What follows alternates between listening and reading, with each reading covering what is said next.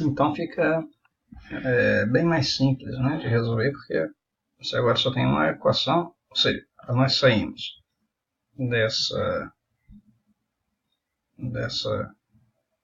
sistema aqui, né, desse sistema onde não tinha nenhuma equação com uma só variável, né, que tinha menos variáveis, era a última que tinha duas variáveis, para esse sistema que tem, olha só, a última equação, ela só tem uma variável, né?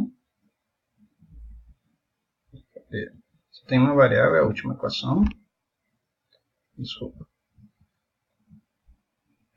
A penúltima só tem duas variáveis, né?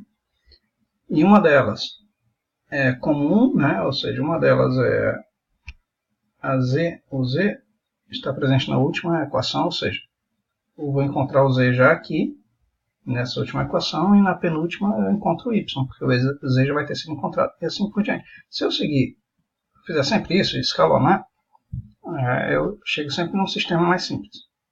E aí, mais fácil de resolver, né? Aqui, tudo bem, são sistemas de 3 equações, mas imagine um sistema com muitas equações. Como esse processo de escalonamento ele facilita, ele ajuda, né? Certo? Então, pronto, a partir disso fica fácil de resolver, né? Aqui eu encontro o z, z fica 12 dividido por 4, é igual a 3. E se eu substituir depois o 3 aqui na penúltima equação, já acho o y. E aí já tenho o z, já tenho o y, acho o x também. Ok? Então, simples de resolver essa primeira questão. Ok? Na segunda questão, nós já vamos falar sobre funções, mas antes deixa eu dar uma introduçãozinha aqui ao assunto de funções, né? Primeiro de tudo, é importante, nós vamos dar um salto bem grande aqui para a página, acho que 116, deixa eu dar uma olhada. Nós vamos entrar aqui, né? No assunto de funções agora. Dá um salto aqui para a página 116.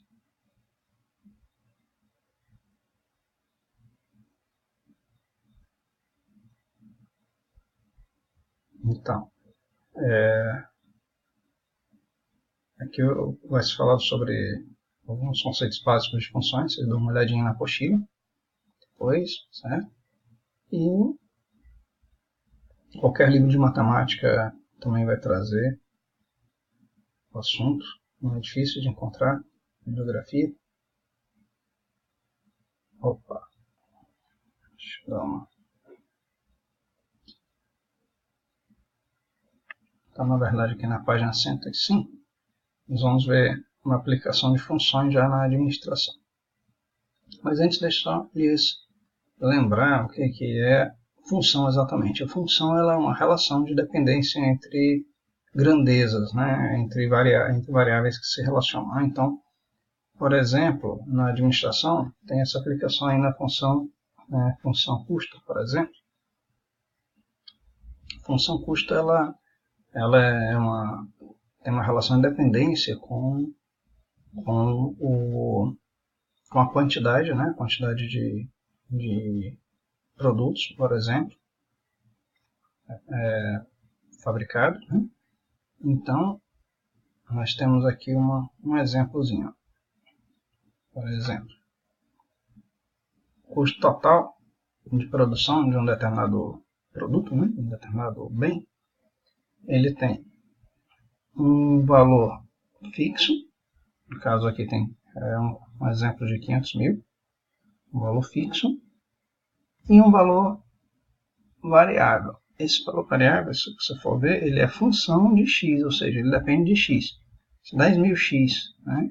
Então esse custo variável é o custo fixo e o custo variável. Né? Isso forma o custo total. Então o custo total ele é uma função da quantidade de bens produzidos, que é x. O x seria a quantidade de bens. Então isso a gente diz que é uma função. Por quê? Porque o custo depende da quantidade. Certo? Matematicamente falando, o custo depende da quantidade produzida. Certo? Então isso tem uma relação de dependência. Essa relação de dependência é o que a gente chama de função. No caso, nós temos aqui uma função chamada afim, que é uma função que a gente chama linear. Por que linear? Porque ela pode ser representada matematicamente por uma reta, como tem aqui, ó, uma reta, uma linha, por isso que é linear, né? Ou seja, outro modo de dizer também é que a relação de dependência depende só de x, né? O x com um expoente 1, ou seja, uma função de primeira ordem, uma equação de primeira ordem, né? Se fosse, por exemplo, mas poderia ser diferente, poderia ser um x ao quadrado, segunda ordem, o que a gente chama de segunda ordem, né? Mas se fosse um x ao quadrado não seria uma reta, seria uma parábola, né? Poderia ser virada para cima ou virada para baixo, por exemplo.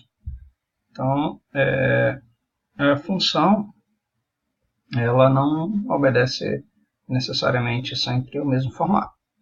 Aqui nós vamos explorar mais as funções de primeiro grau mesmo e de segundo grau em alguns casos, mas uma boa parte das aplicações de administração é uma função linear ou uma função afim, né? Vamos estar aqui colocado. Como é o caso da função custo desse exemplo, especificamente desse exemplo. Você pode ter uma função custo totalmente diferente também, dependendo do caso. Certo? Então, vamos fazer um exercício? Sim, mas antes deixa eu só falar algumas aplicações na administração. Então tem a função chamada função custo.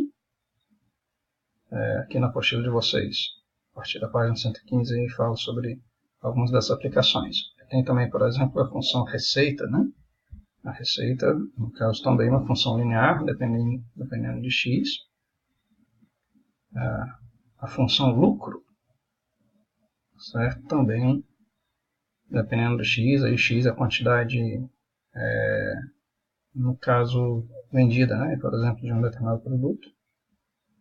Okay. Função demanda, que normalmente é uma função, por exemplo, do preço, o preço de um determinado produto.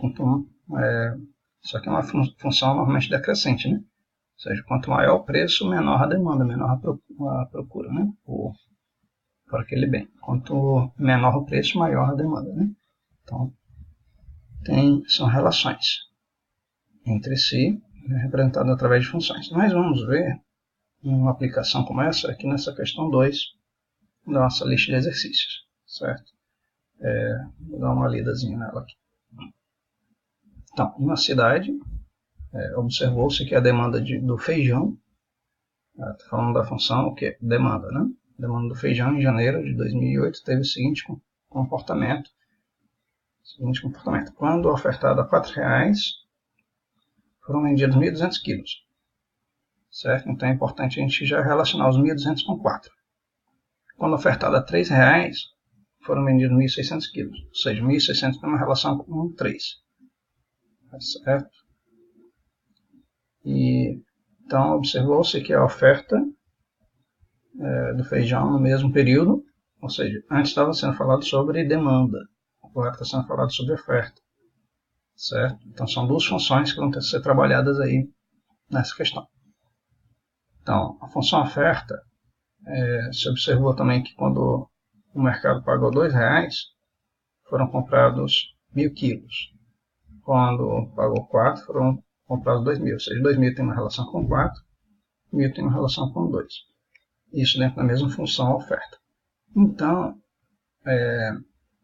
considerando essas questões, é perguntado, né? Supondo que ambas as funções de oferta e demanda, né? São duas funções de oferta e demanda, sejam lineares, ou seja, aquela relação onde o expoente da variável é unitário, encontre o preço de equilíbrio competitivo. Então, preço de equilíbrio competitivo. O que é o preço de equilíbrio competitivo?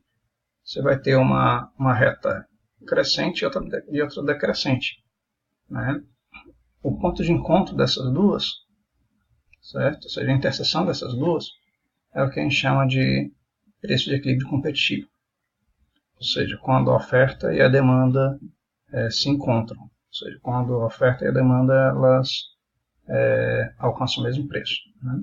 Seria o preço de equilíbrio competitivo. Então, vamos modelar a questão matematicamente, certo? Essa segunda questão. Então, olha só, o que se sabe? Se sabe que existe uma função de demanda, que uma função demanda, vou escrever aqui depois vocês olham para os cálculos que estão aí escritos, né? Prestar atenção aqui no que eu estou escrevendo agora. Tem uma função demanda que é um AX mais B, certo? Que é uma função linear, que foi dito, né? Se é uma função linear, então necessariamente tem que seguir esse formato aí, AX mais B. E tem uma função oferta que também tem o mesmo modelo, que eu vou chamar linha X mais B'. Por quê? Porque também é uma função linear. Então, já que as duas são funções lineares, né, as duas têm esse formato. Então, como é que a gente calcula? Falando aqui primeiro da demanda. A demanda, ela é dito que é dada 2 pontos, 2 informações. Vamos voltar lá na questão. Olha só, falando da demanda. Diz que quando ofertada R$4, R$4 é o X é 4. Foram vendidos 1.200 quilos. Ou seja, eu vou substituir esse D por 1.200. Está aqui, ó. Vou substituir o D por 1.200. Está aqui, o D substituído por 1.200. E o X aqui, ele vai ser substituído por 4. Porque não foi dito lá que quando foi vendido a R$4, foi 1.200. Então a gente tem essa informação. A gente sabe quanto é o D pontual e sabe quanto é o X pontual também. Mas não sei quanto é o A, não sei quem são os coeficientes. No nosso caso aqui, os coeficientes vão ser as variáveis nesse momento. Certo? Então eu faço isso. Eu sei que 1.200 é 4A mais B. A é o coeficiente de x e b é o termo independente da função linear. E semelhantemente também é dito que quando foi ofertado a R$3, foram vendidos 1.600 quilos. Então, do mesmo jeito, a mesma ideia. 1.600 igual a 3, porque então são R$3, vezes A mais B. Né? Então, eu tenho um sistema com 2 equações e 2 incógnitas. Pronto. Então, é só resolver o sistema com 2 equações e 2 incógnitas. A gente encontra que o A é menos 400 e o B é 2.800. Se o A é menos 400, isso significa que essa função ela é uma função assim, a função demanda. É uma função decrescente. Ou seja, isso aqui é a função demanda. Né? Porque quando o A é negativo, significa que é decrescente. Né? Ou seja, isso aqui é o X, que seria o preço. O X aqui é o preço. Né? Certo? E aqui é a demanda em quantidade. Ok? Então, isso faz sentido, né? Porque quanto maior o preço, significa que tem menos procura, as pessoas procuram menos, né? O produto.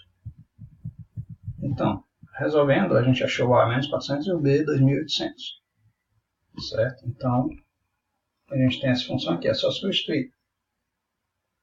No caso, o X, eu estava chamando de X, mas aqui a gente está chamando de P, né? O P é de preço. Mas o P e X, você entende a mesma coisa. É porque a demanda é a função do preço, então não chamei X, chamei de P. Função do preço, certo? O tempo já está acabando, então eu vou continuar explicando a questão num próximo vídeo. Mas é a mesma ideia que a gente vai fazer para encontrar também um sistema e encontrar a função de oferta. Eu volto no próximo vídeo.